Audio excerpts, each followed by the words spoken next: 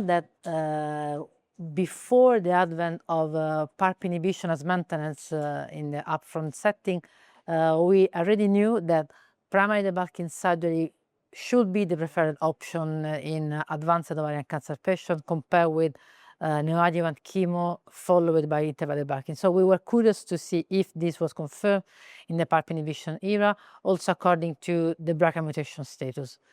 And so we addressed this issue by a propensity match analysis of more than 200 of patients per arm, comparing BRCA wild-type patient and BRCA-mutated patient receiving primary debulking surgery or neoadjuvant chemotherapy followed by interval debulking surgery, and then all the patients received PARP inhibition. What we realized is that still now in the PARP inhibition era, primary debulking surgery achieves better outcomes in terms of both progression-free survival, overall survival too, which was quite expected.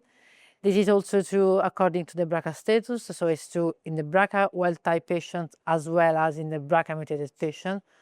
But also we look at the interaction between the BRCA status and the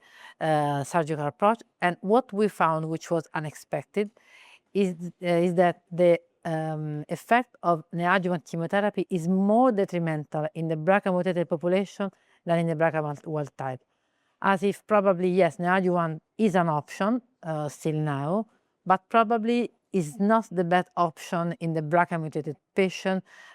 because, yes, it's true that the response to neoadjuvant chemotherapy may be better than the BRCA wild-type, but after, when they have to receive the PARP inhibition, probably there could be some biological reason, maybe a reversal of the mutation, that may reduce the benefit of the PARP inhibition following chemotherapy. So these data are preliminary, need to be confirmed, but are the first evidence suggesting that neoadjuvant can be more detrimental in the BRCA mute than in the BRCA wild type.